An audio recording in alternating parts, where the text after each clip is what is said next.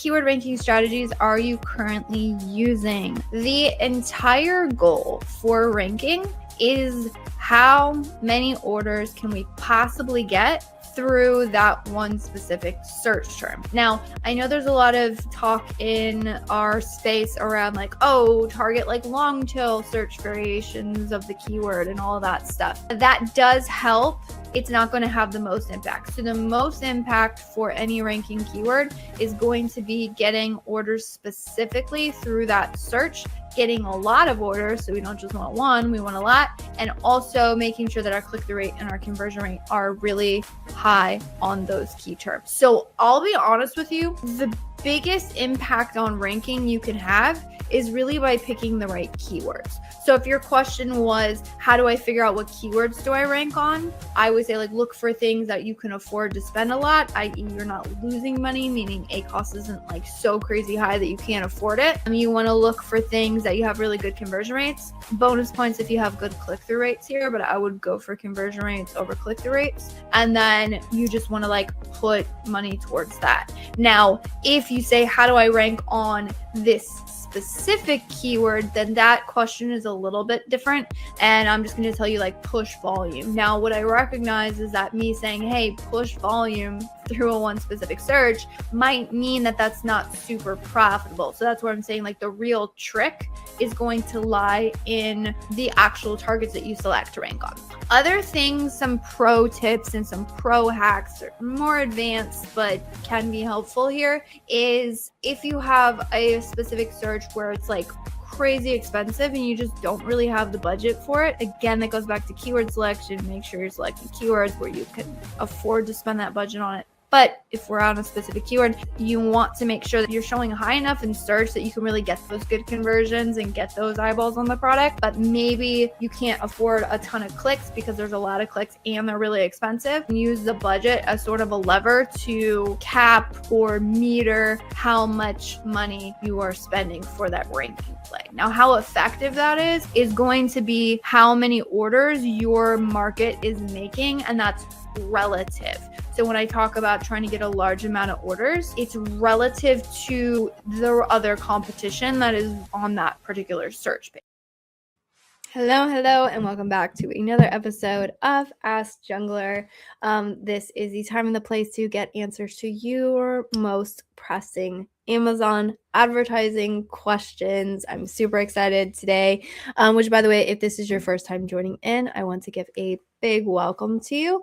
So why this is called Ask Junglr is this is sponsored by our ads agency, Junglr, where we help brands manage advertising more effective so they can help reach their specific business goals. Because as we have found over the years, a lot of times ad strategy, there is best practices when it comes to ad strategy. And there's also like the business economics and what is going to make sense for that specific brand. So you're going to have like a Venn diagram of like good, like benchmarks, basic strategy, and then you have what the brand needs, and then you have the nuances of that specific category. And so what we do is we manage to all three of those things, and that is a sweet spot for the perfect strategy. And so that is sort of what I like to bring to this weekly segment is how do you get the most out of your Amazon ads by looking at sort of that Venn diagram. So the format of this, if you are listening in, wherever you are listening in on, you can drop your Amazon ad questions into the chat. I will pull them up. The more context you have, if you can share like what specific category, no need to link to a product or anything, but the category that you have, the questions that you have, the specific issues that you guys are dealing with. And then I will pull those up and I will get you the best Amazon advertising answers that I have, because again, this is our bread and butter. This is what we've been doing day in, day out. And there is a crap ton of changes on the platform. Oh my goodness. It feels like every single week Amazon is rolling out something new and crazy. So we're already getting some hi from India. Hello, welcome. I appreciate you joining in. I'm sure it's late. I think late there. I'm trying to think of the time difference. And also saying hello, Elizabeth. I hope you're doing well. I am appreciate that if you notice, my nose is like crazy itchy today. I think there's probably some allergies going on. But other than that, I am doing solid and really excited to get into Amazon ad strategy with you all. Been getting a lot of questions this week around like good basics in terms of strategy. Also super excited. I am preparing a talk. I'm going to be speaking at Prosper, and I'm going to be speaking on really what does good search strategy look like in 2026 and beyond. I'm really, really excited because I've like literally like gone back to the drawing board and like, what are the things that I have learned over the last 7+ years of running ads? How do I distill them into like the most universal ideas and strategies and frameworks to help brands, one, just make sense of ad accounts today, and then two, to be able to like take those strategies and insights further on as Amazon rolls out a ton of updates, because I am gearing up for 2026 probably being one of the most crazy years when it comes to advertising rollouts. I don't know if it will be, but those are my thoughts, because every year it gets more and more crazy. And so my goal here through this show and any of the content I put out is to allow you guys to kind of like keep up to date, but then start to make sense of how do we even attack this current world of advertising on Amazon? Because if you think about it, there's two things that really you're navigating. One is obviously just the advertising performance, but it's really like the shopper interactions with your specific brand. And then you also have business economics to keep in mind. And those two things are really, in a lot of ways, direct in opposition to each other. I mean, like we were talking with a client today, like they're in a super crazy competitive category. Cost per clicks are crazy, and the amount of reliance of a product on advertising to really drive that in some ways is becoming unsustainable, unfortunately. And so it's really like, how do we balance this new crazy world of super aggressive competition? CPC is going up, all the new options Amazon is throwing out at us, and then you still got to make money at the end of the day, and advertising is an expense. And so really working to like, how do I get you guys the best answers possible so you guys can continue to grow your account without having to absolutely burn all profits on advertising. All right, good questions here. All right, getting into some deep waters with AMC. So we're considering the best way to target audience who've added our product to their cart. I know we can use brand tailored promotions, specifically targeting cart abandoners, and we're also looking to explore AMC audiences. In your experience, is it more effective to retarget cart abandoners through brand tailored promotions? Do we recommend customs approaching AMC audiences? My recommendation would actually be to do both. If you think about it, the way in which the brand tailored promotions, like there's different reach out methods for each of these. And so AMC audiences allow you to surface the product to shoppers who are already like coming back to the platform and actively looking within your space, because all of your advertising is already set up to target search pages, product pages, placements that your product is eligible for, meaning they're related to your product. So you're not going to be able to say like follow them across the entire space. You still have to show up on like related searches. So that's going to capture that audience if they're already coming back to search on the platform. Now, where you can target that audience or what search pages they have to be looking at actually is determined by what kind of campaigns you're adding these AMC audiences to. That's why if we're targeting sort of a broader audience like that, and it's more like shopper behavior specific, we prefer to use these audiences in our auto campaigns. And so that's how I would recommend doing it. Now, I already saw it at the beginning of the segment. I'm sorry. I think I'm dealing with allergies. My nose is driving me crazy today. I digress. Now, when it comes to brand tailored promotions, my understanding, and that's not part of the service in terms of running like promotions and coupons and deals and things for clients. We do advise on certain things, but we don't necessarily run them ourselves. And so it's been a hot minute since I looked at the documentation. But if I'm remembering correctly, that's really Amazon reaching out to those specific shoppers on another avenue other than search. I believe it's like they send them emails or maybe notifications to give them the option to come back. So these are like two different ways of targeting that specific audience. And so for that reason, we do really like, I would recommend honestly doing both if you're going to do that. Now, the other thing to keep in mind, again, when it comes to like the economics, because you would think, okay, I'm spending on advertising and I'm offering them a discount. So there is that nuance to keep in mind. In that case, what you would want to do is you want to you can track total A costs of the product. Because if you think about it, if you're spending on it, right? Am I actually like growing sales? Am I cannibalizing? You can look at it from a total A cost will help you figure out that. You can look at it on profitability. So you should be tracking profits in your account. And then if you see profitability go down, then you realize, okay, maybe I'm kind of overspending here. But I don't see it as either or. I think it as both. Oh, good question. Please share your best practice tip to clean negated targeting in auto campaigns as the list become too big and maybe negated words where circumstances were negated. So if you're talking about an auto campaign, I don't necessarily know if I would worry about cleaning up the negatives in an auto campaign. Now, if we had like say a broader match campaign, phrase match specifically, I might worry about that. Or you might also but you might also take into account where something might have been paused. And then in that case, you might want to go back and say what performed really well, say last year.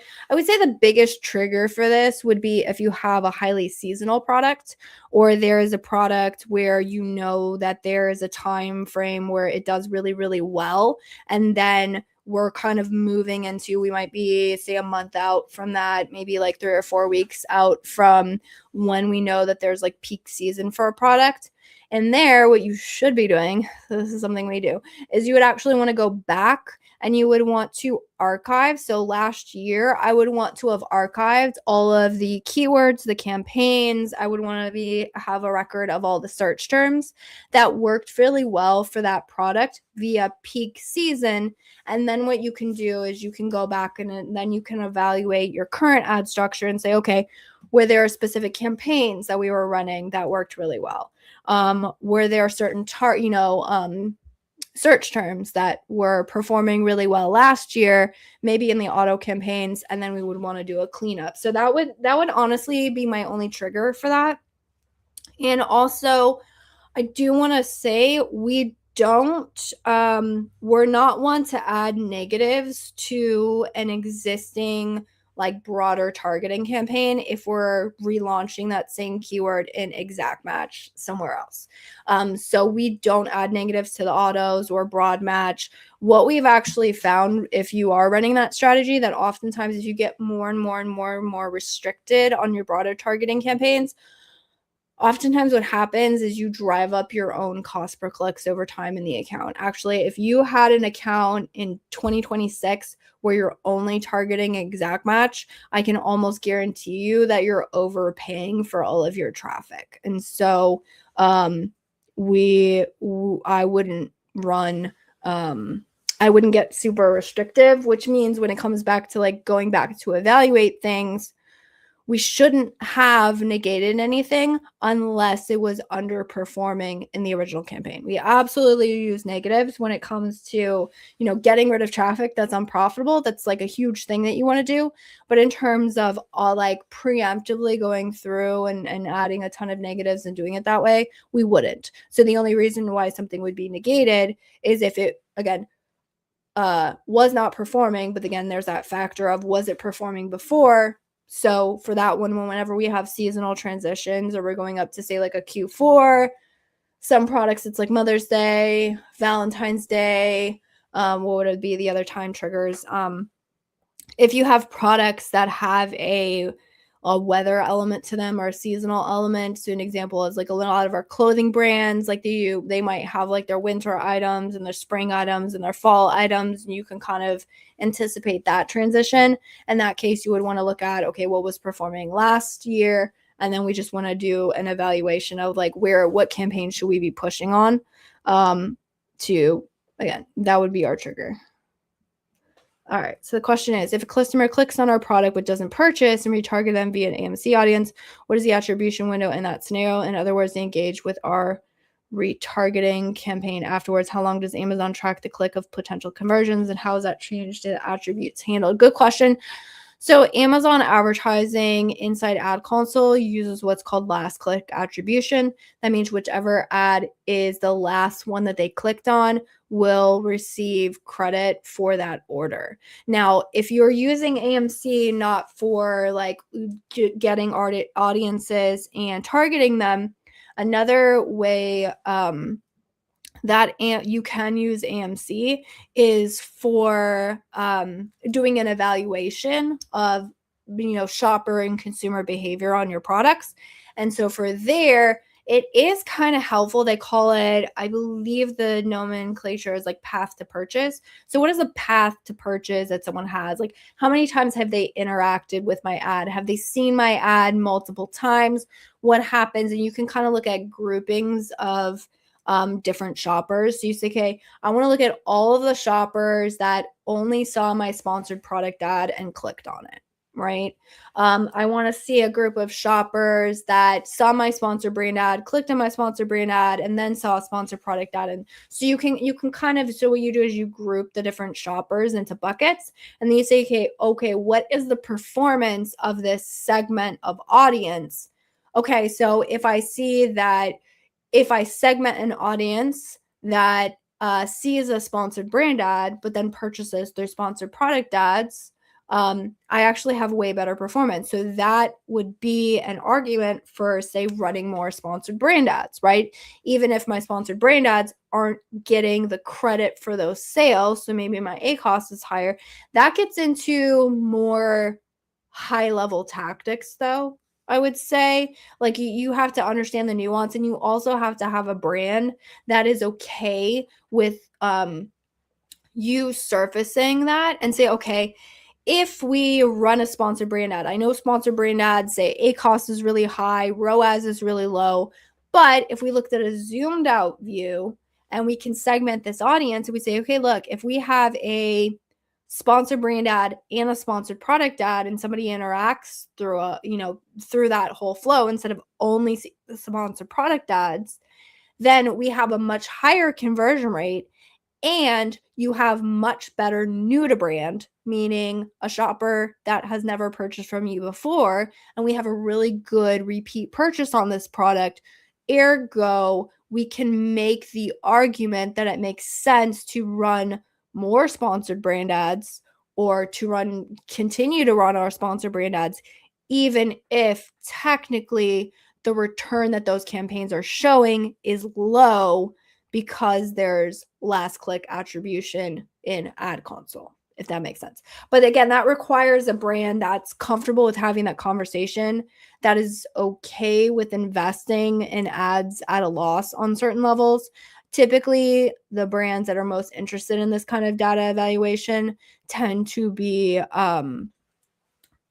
they tend to be more enterprise brands that have a little bit deeper pockets. If you're talking about a beginning brand owner with a more limited budget, I don't even think I would go through and do that kind of evaluation.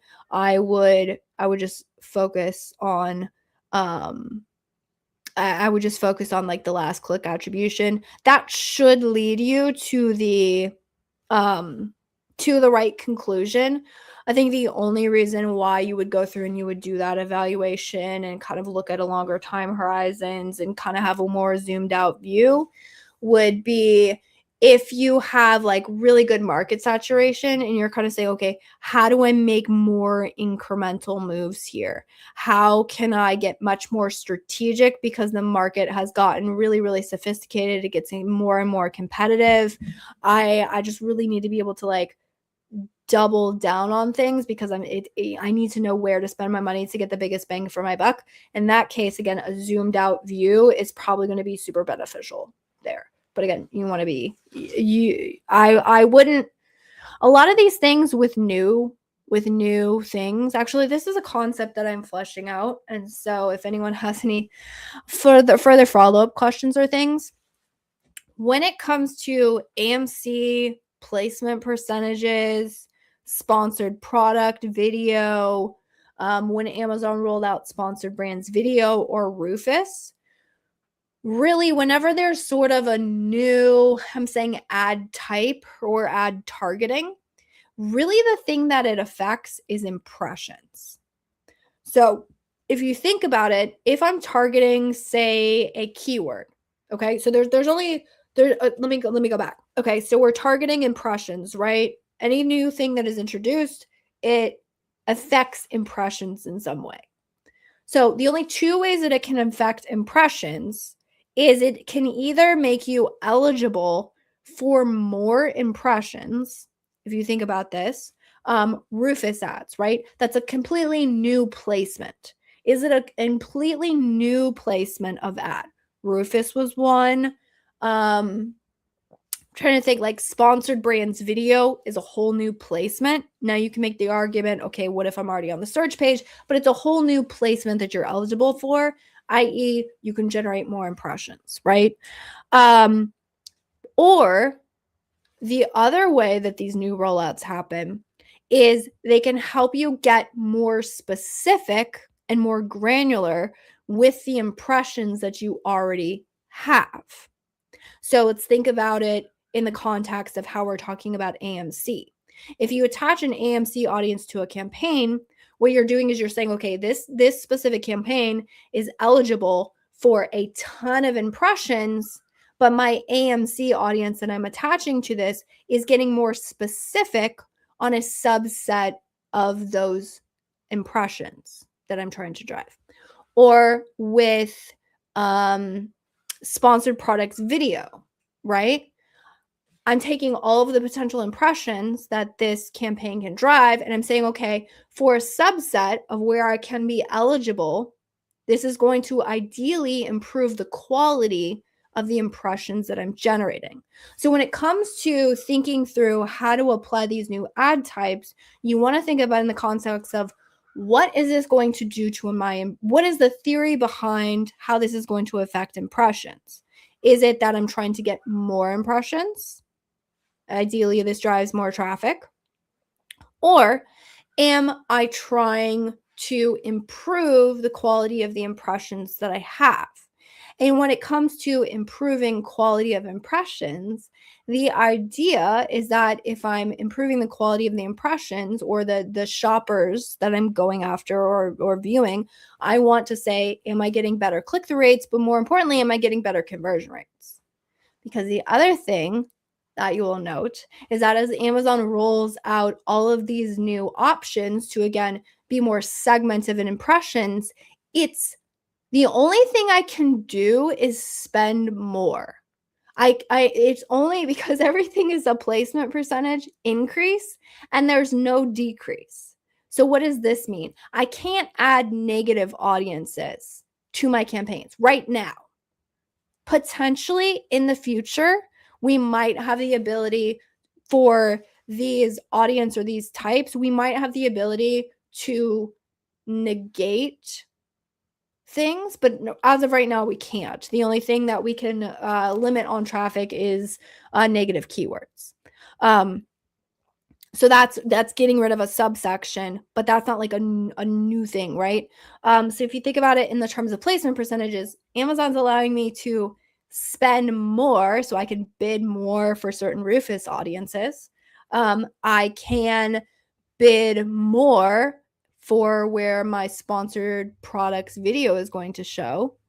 I can bid more for a specific audience, but I can't say, Amazon, I want you to only restrict my impressions to this subset. So what does that mean? That means if we are going to go after something and we're going to say, I feel like this segment of the market is more valuable, i.e., I'm willing to pay more for it, you absolutely must be evaluating the quality of that shopper funnel or those impressions to say, am I getting more conversions here? Because if I'm paying more, the only reason it makes sense to pay more is if my conversion rate is higher. So it takes me less clicks to convert. So ergo, the ACoS is still within my target. But if you just go out there and you try and just boost, the placement percentages for a specific, new segment of those impressions and it doesn't perform as well, meaning that the shoppers don't engage with the product more, they don't click more, they don't convert higher, all I'm doing is paying more for something that's not serving my product and the performance on that product. And so that's really how we're starting to conceptualize how do we leverage the new things that Amazon is rolling out. What is this doing to our impressions and who we're getting in front of? Is this additive, meaning we get more impressions? So, again, sponsor brands video would be a good example of, all right, this is additive, right? I get more for this. Okay, this is a whole new shopper segment that I can then evaluate, and I'm evaluating that funnel. But if you're looking at it on AMC, or again, on placement percentages, top of search, rest of search, product pages, it's a segment of the impressions that you're eligible for that campaign. And so what you want to do is say, is it worth me paying more? Like, again, my theory, a lot of brands will say, okay, in theory, top of search should be better.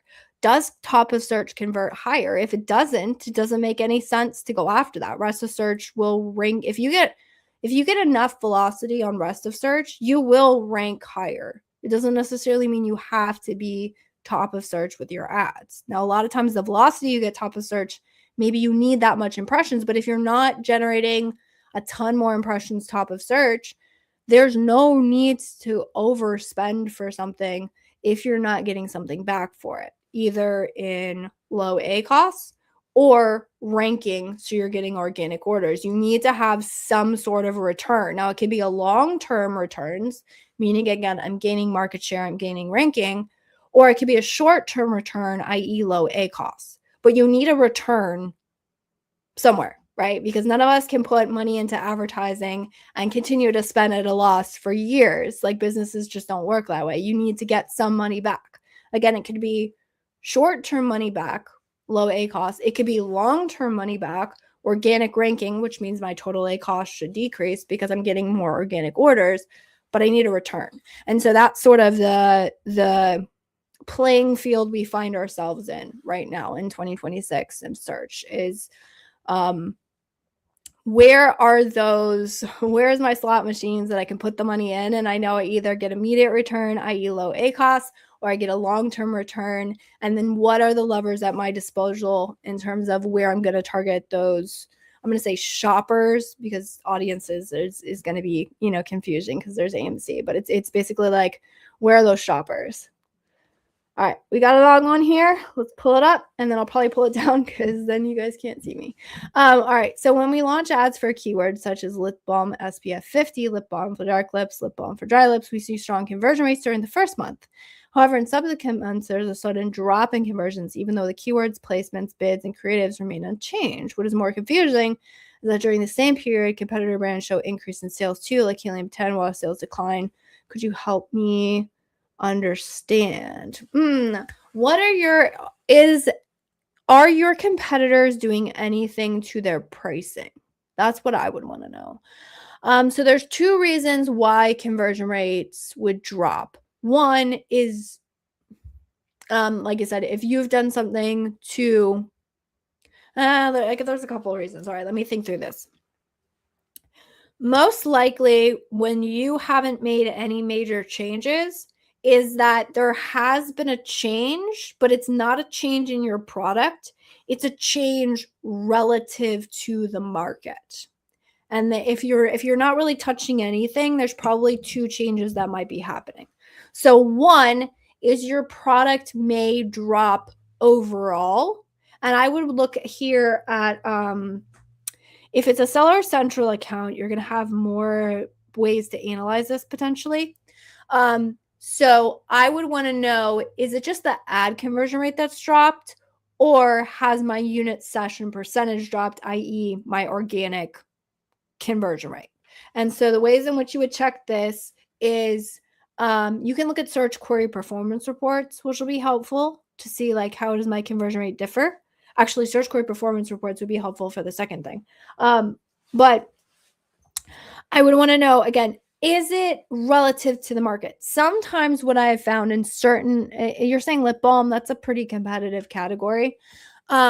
Sometimes there are competitors who may run a very aggressive discounts during certain times of the year, especially if they're trying to gain more market share. Pricing is a very, very competitive lever that a lot of brands are pulling nowadays.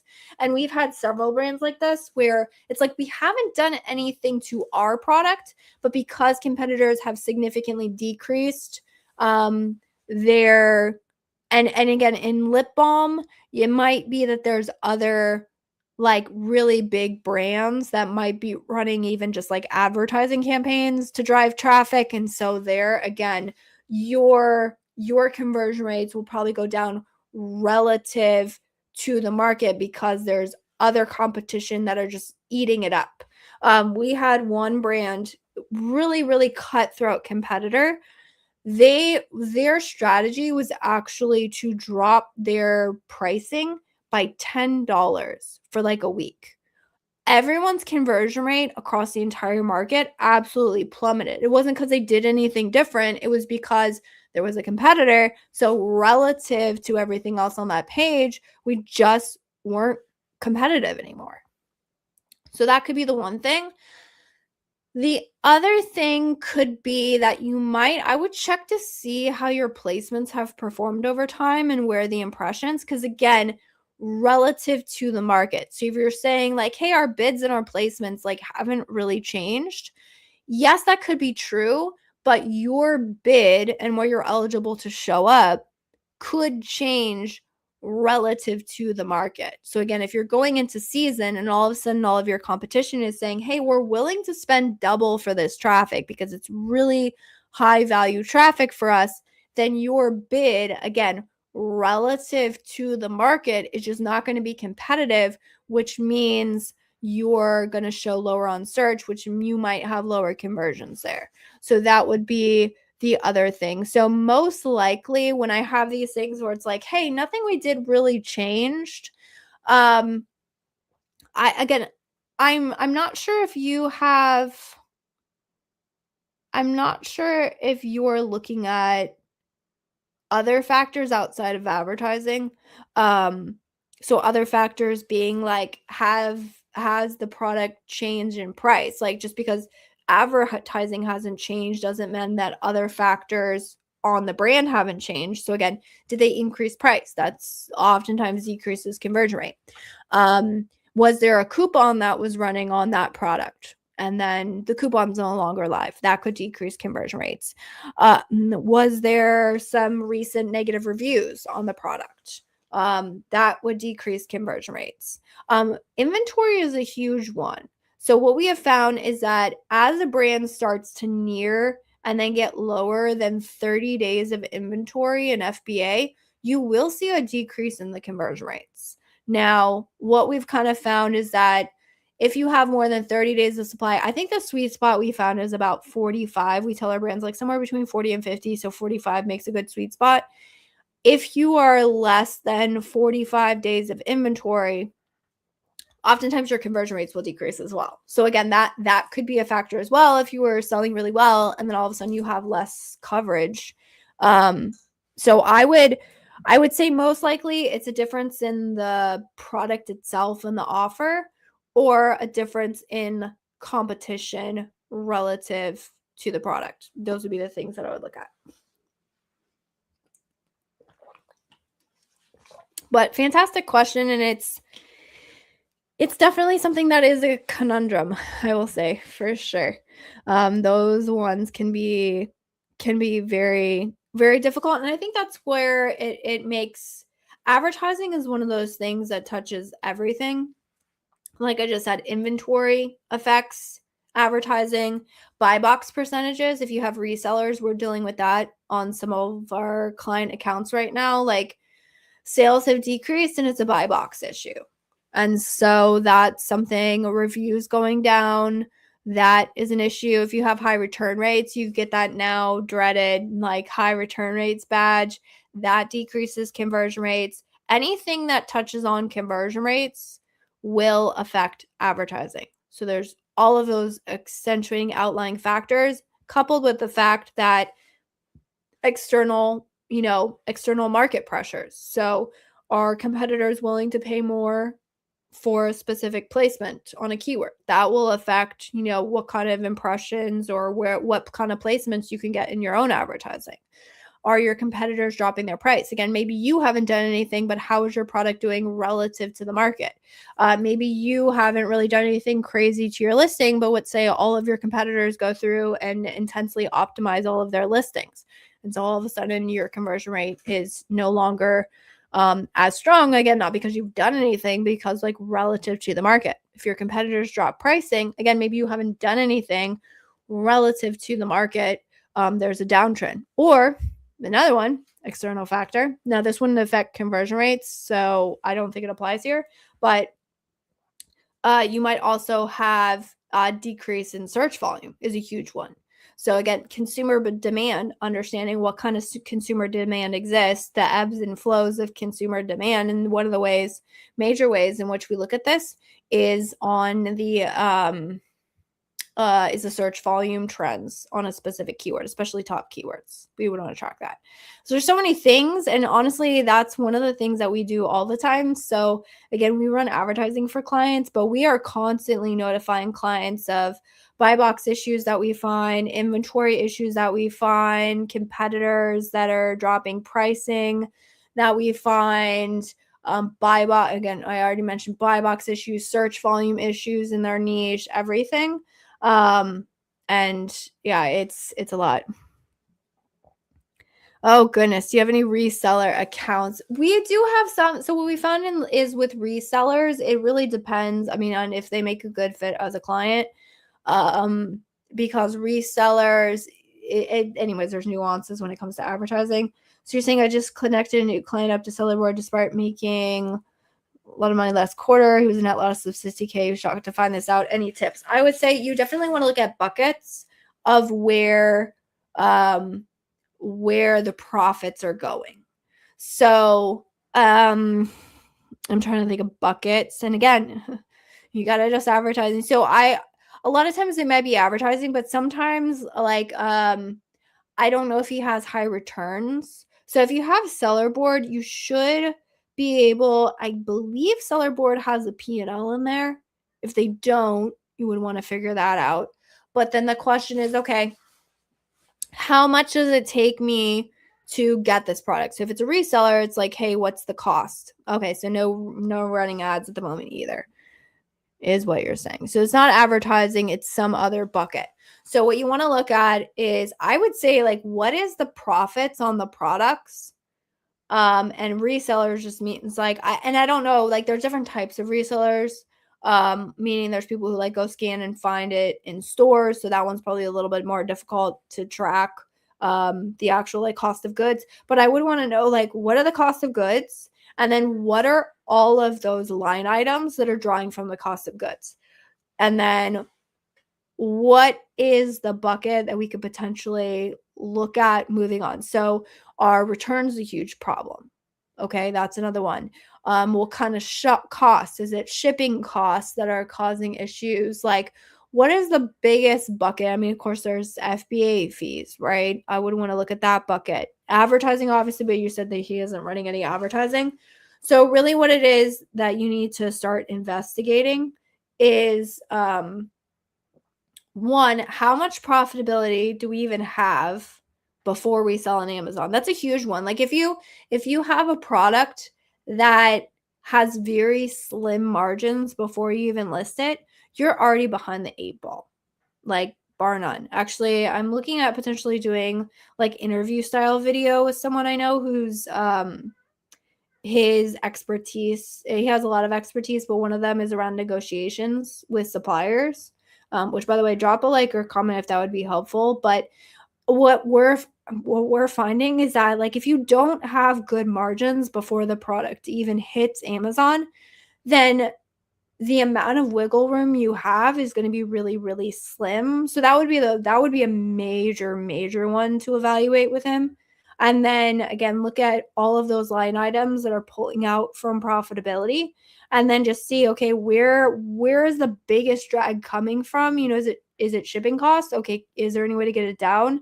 How are the products being categorized? So for FBA fees, like, there are some of our clients where it's like, okay, maybe we're selling really low product price, meaning say the product price is like $10, and the thing is, okay, even if we jump it up to $11, there's certain FBA fees that they get at the, I think it's like $10 or below price. So their FBA fees, and the minute they start increasing that just a little bit, they have higher FBA fees. So if they're going to increase price, they're going to have to increase it quite a bit beyond that, because again, that's money. So that's kind of the game that you have to play. Yeah, you're saying their margins are slim. Not sure if I would recommend his only selling things with higher margins. If that case of revenue for going, I mean, okay. So here's my thing, right? I would take a look at the different products, because each product is going to have different FBA fees. So maybe you have higher margins, but let's say it's a smaller product, then you're going to have less fees in theory. So I would take a look at it on, you know, which products are selling at the highest loss. And then from there, a lot of it's a business decision, right? So if they say, hey, I can, you know, I go from making 700,000 to 12K. Okay, great. But you said he was at a 60K loss. So doesn't matter how much my top line is. If I have no bottom line, I'm going to be out of business. So in that case, I would say it's a business decision. And most likely what'll happen is, if you just identify which products have the most negative margin, and then you work on it like that, I would work to see if I can get visibility on that. Like, which products are the ones that were selling at a loss? Because oftentimes, as much as this is hard to say, a lot of times the ones that have the biggest loss are the highest sellers. And if you think about it, if you have negative margins on a product and then you sell more of that product, you actually make less money at the end of the day. So I'm accelerating how much debt I'm going into by growing those products, which is like the opposite of what you should do in business. Like, I always want to make money at some, again, long term. Sometimes you lose money in the short term to make money in the long term, but there's no path to making money on those products. There's literally no reason to continue selling them. So at that point, you know, some people just want to have the great top line numbers. And I mean, it hurts having to go backwards. I'm not going to lie, it hurts. But again, if you're just accelerating business losses, my personal opinion is, what's the point? Maybe I just don't have the stomach to run huge losses, but that's the kind of evaluations I would be looking at. Specifically on a product level, where are the highest negatives coming from? What happens to the P&L when we completely eliminate these products? And then you could just run those evaluations. You just have to play around with it. But you might be able to say, squeak out and get rid of a couple products, and then all of a sudden it's not as bad as you thought. And maybe there's ways that you can negotiate better fees, figure out, you know, is it like an oversized product? Can you get it into a different subcategory? And then you start playing those games along the individualized products, is what I'd want to do. And I'm going to take another sip of water because I am about out of breath at this moment. But for those of you joining in, the format of this is, feel free to drop a question into the chat, and I will pull it up and I will give you an answer. Again, I do know a little bit about reading P&Ls and other things in accounts. We typically stick to Amazon ad questions here. But we can definitely dive into whatever deep dive questions you guys have. And again, one of the other questions I've been getting on is just like, what kind of does a good strategy look like on Amazon these days? The one thing that I will share with you on that is in terms of like a zoomed out view, like what are the basics? What is just like the makeups of a good solid account? And what we found is that it's actually a balance between two specific types of strategies being run, and not just on an account level, but on a product level. And the balance between those two specific strategies is market share growth, i.e., like ranking campaigns. So these are typically your single keyword exact match. You might have a group of, say, 3 to 5 keywords in there. And then your what we call some people call them discovery campaigns. I would say they are discovery campaigns. We also treat them as like low cost traffic campaigns. And we found that if there's a balance of those two things, i.e., and when I say low cost traffic, I mean like low ACoS. Like I want to get low ACoS profitable. Any of my retargeting campaigns, I would prefer to run these at lower ACoS. Now, if the brand has a really high subscribe and save and they have a really high LTV, then maybe in these cases for certain retargeting campaigns, I'm willing to go a little bit higher on the ACoS, lower on ROAS, but for the most part, I want like really profitable here. Branded targeting, 110%. I always want to make money on my branded targeting. I don't want to lose money when I'm targeting my own brand. To me, that doesn't make any sense. There's a couple use cases and outliers where that might be different, but for the most part, I want to make money there. For my auto campaigns, I don't really like losing money if I'm running auto campaigns. I want to make some money there, right? I want to get low cost traffic. Broad match is a huge one. A lot of people scale it because they're like, oh, look, I get lower CPCs. And I don't like scaling those types of campaigns either. So we treat them as like, again, they're going to go out there, they're going to find new search terms for you to target. They are discovery, but they're also low cost traffic. You can have both. So that's really solid strategy, but that sort of strategy, low cost traffic, low ACoS, is not going to really let you gain market share or ranking on specific search pages. So then I also want that exact match ranking targeting as well. And those two things really balance out the account. And what really just kind of solidified this for us is we do a ton of audits on accounts, like a ton. And I have seen even over the years, but it's gotten more and more competitive recently, is that any brand that is solely focused on market domination, all they care about is conversion rates, all they care about is being aggressive in ranking, those ones, the CPCs are always crazy high. And oftentimes their total cost is just way too high to be sustainable because the CPCs are great. They just don't have good ad efficiency. But on the flip side, if all you have is broad match, most times what you're doing is you're missing out on ranking strategies. The other thing is if you're only focusing on exact match and sort of those ranking strategies, you're actually missing a ton of long tail search, a lot of product page placements. You're missing out on a whole subsection of potential traffic for the market.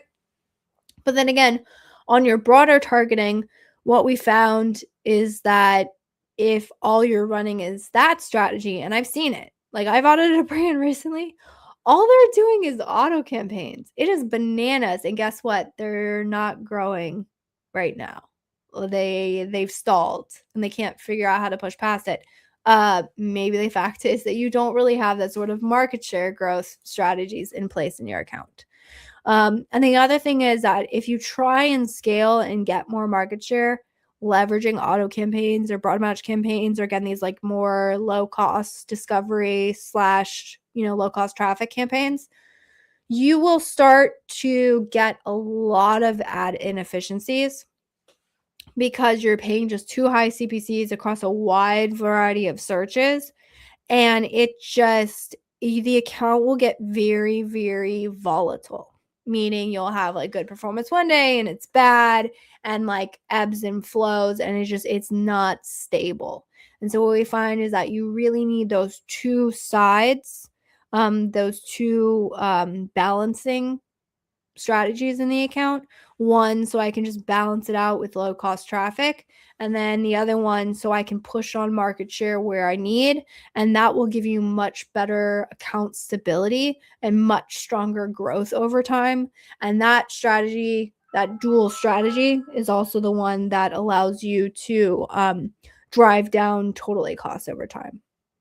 If you're doing one or the other, it's really hard to lower the total A cost over time and kind of get a product off its reliance on ads to drive sales.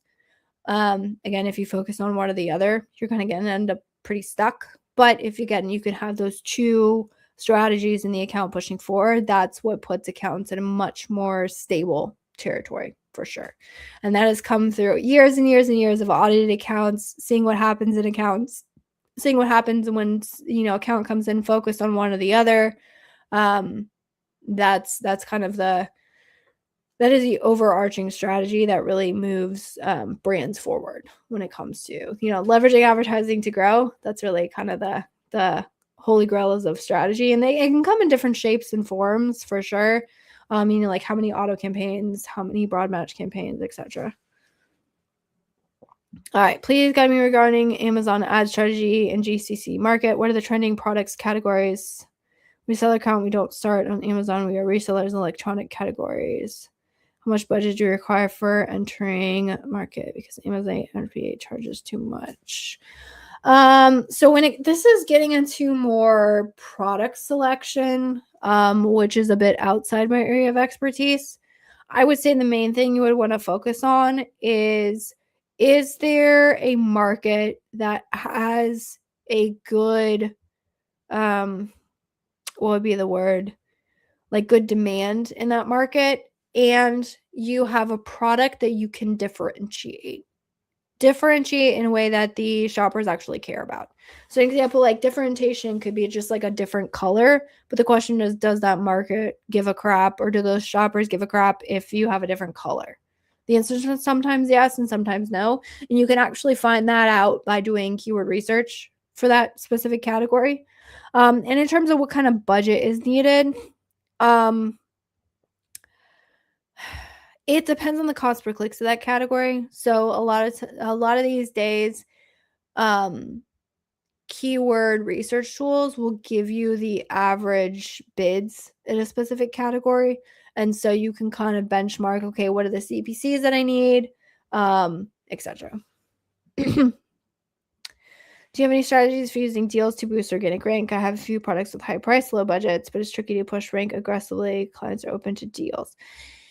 Yeah, in terms of deals, these can be helpful. And in terms of what specific deals, to be honest, I'm not really sure.